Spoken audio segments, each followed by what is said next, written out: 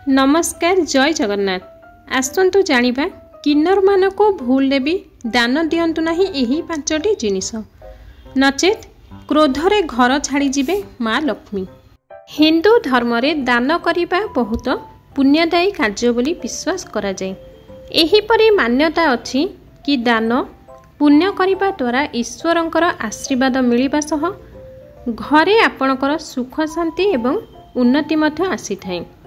सनातन धर्म रे कौनसी भी पर्व सेबे जाई पूर्ण होई न थाए जेतेबेले जाए आपण कौनसी आवश्यक थिबा लोकंकर साहाय्य करि नाहंती। आवश्यक थिबा लोकंकु साहाय्य करिबा मानव जीवन पई सबुठारु बड़ कार्य अटे।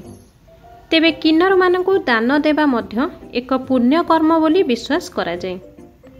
जेमिति कि आमे समस्ते जानिछंती कि विवाह हेउ किंबा पिलार जन्म एही खास अवसर रे लोक खुशी पालन करती एवं एही खास अवसर रे किन्नर मानकर घर को आसीबा नाच गीत एवं दक्षिणा देवार मध्य परंपरा रही।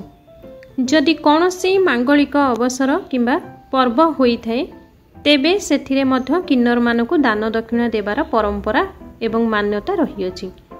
जदि किन्नर खुशी होई आपनकु आशीर्वाद करती तेबे एहा द्वारा जीवन सर्वदा खुशीपूर्वक व्यतीत होइथाय।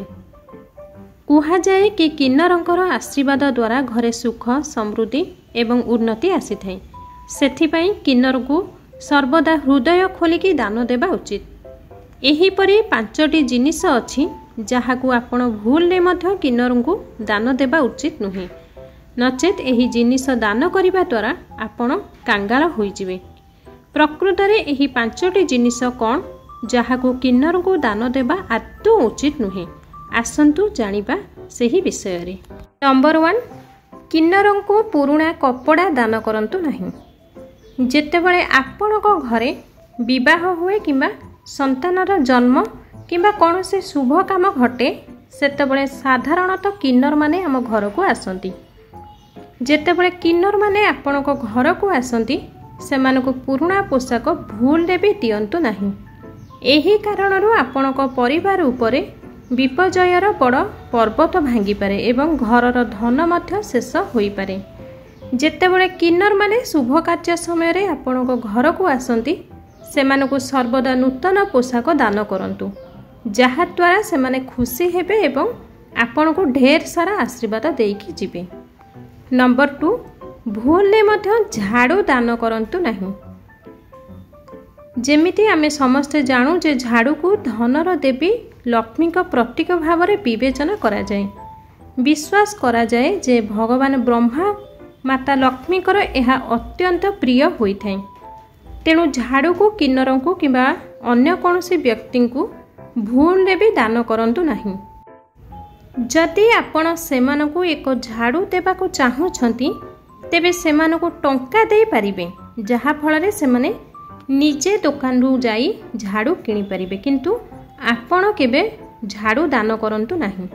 नंबर 3 किन्नरंकु तेल दान करिबाकू निवृत्त रुहंतु।